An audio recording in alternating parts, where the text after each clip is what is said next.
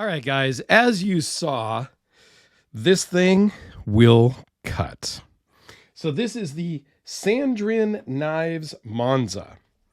And I have really enjoyed handling this guy. This was loaned in from my good buddy Gary, who loans in a lot of brand new knives.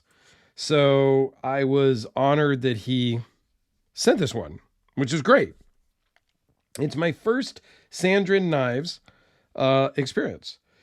It comes with this cool QR code, which is your certificate of authenticity. Okay, it's like it's thinner than a credit card, but same type size. And it has some details about, you can pause and read that later if you like. Comes with a microfiber cloth and kind of a nice magnetic closure cardboard box.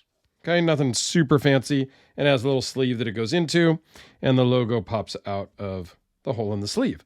So very nice packaging. I do appreciate packaging. I know that I am one of the minorities in that, because most people would say, just give me a cheap plastic box or a Ziploc bag and I'm good to keep the prices down. Okay, to each his own. This thing is super freaking cool. A little bit of stuff on the blade from me just cutting some cardboard and that paper. So it has some tape residue and gunk on the blade right now, but that's okay. So let's zoom in and really kind of talk about this. And the very unique and most notable item on this knife is the blade material. It's a tungsten carbide blade at a Rockwell hardness of 71. Completely rust and corrosion proof, as much as proof can be.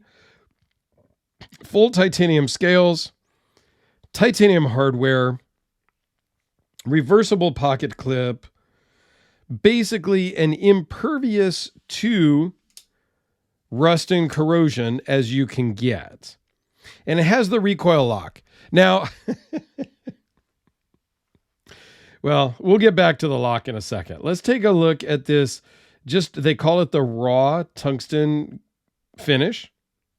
A little bit of a logo there. Some nice milling, really fine milling in the titanium scales. This also had an option to come with zirconium scales. I'm glad that Gary got the titanium scales. I do like zirconium. I have it here on my custom Hellraiser. But when you do a polished zirconium, it's a fingerprint magnet. Now, I am talking to Ed about doing another custom Hellraiser for me, and we are considering, one of the options that we talked about was a full zirconium scale. I don't know if I want that much of zirconium to just get fingerprinted up. So in my unboxing, as we talk about this backspacer, it's actually the Recoil Lock. Okay, and this lock comes from, it's based on the Senex lock, SNECX. Which is very similar to a shark lock from Demco.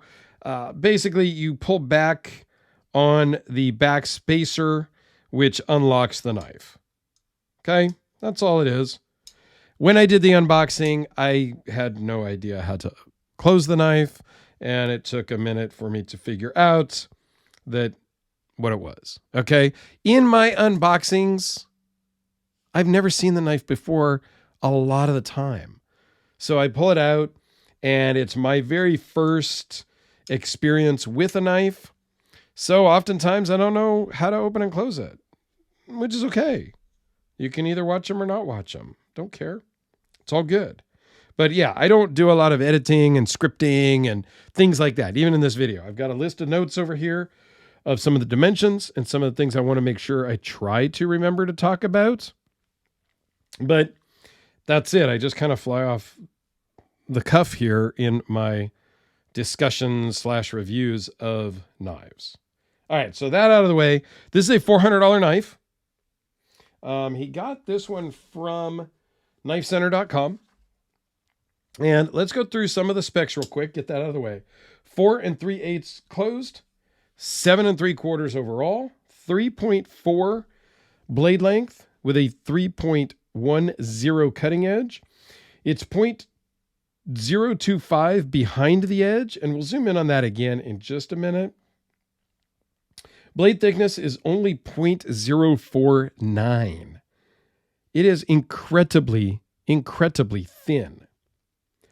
The blade steel is tungsten carbide, weighs in at 3.5 ounces. The zirconium version is slightly higher. Zirconium is just a denser heavy metal. Overall thickness, 0.331. So very, very thin overall, and that's excluding the pocket clip. It runs on ceramic bearings, so it's super drop shut. It's a little bit hard to do it on camera, but because my camera is actually straight up and down, or straight down. The Rockwell hardness is 71, I mentioned, and I talked about the handle options. So let's zoom in on the blade again, where there is 2 bevels. So you have your primary bevel, a secondary bevel, and then this is just flat all the way to the top of the blade. It cuts really well. For being as thin as this is, it's incredible. The machining is impeccable.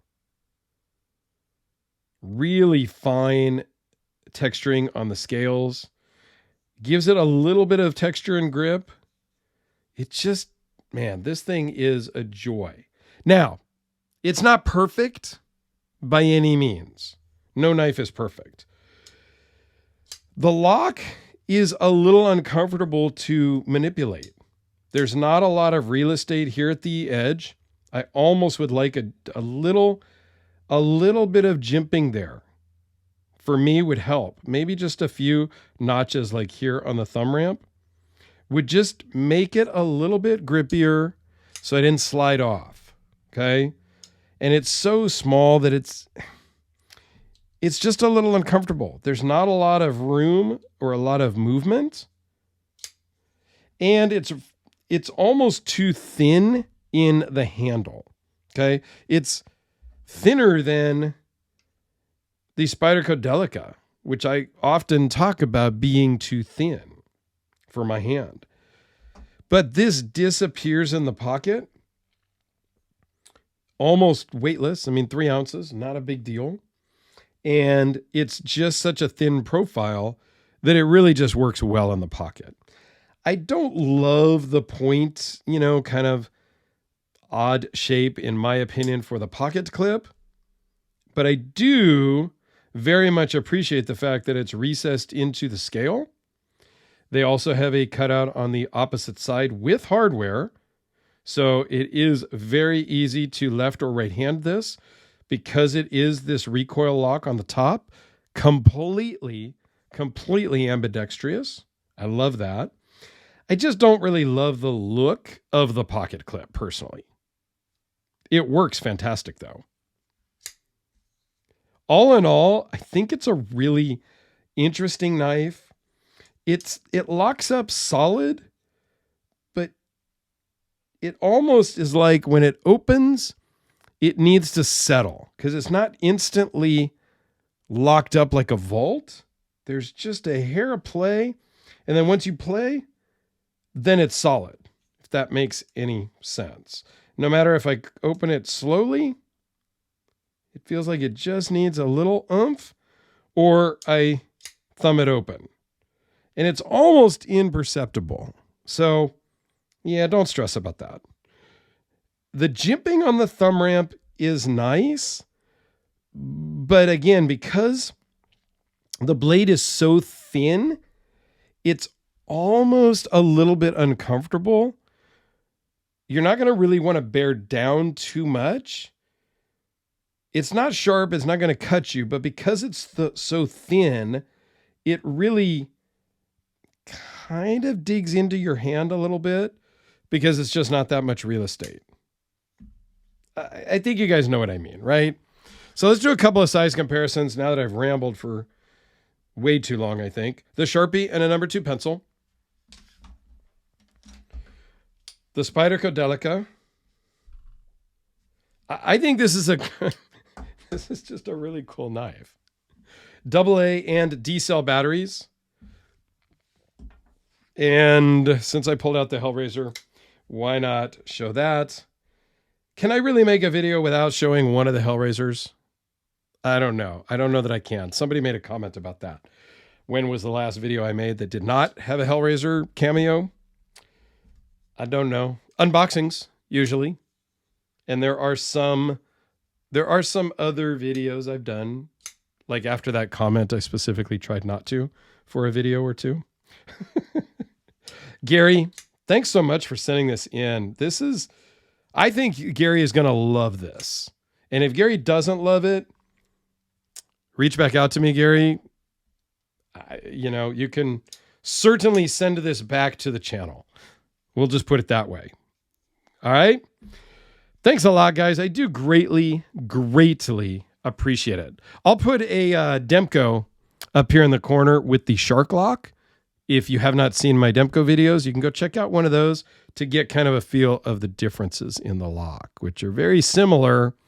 I'm sure internally there's a bunch of differences. I have not taken them apart, but you get the idea. Go check out a Demko video. I haven't promoted one of those in a while. So thanks, guys. Have a great day.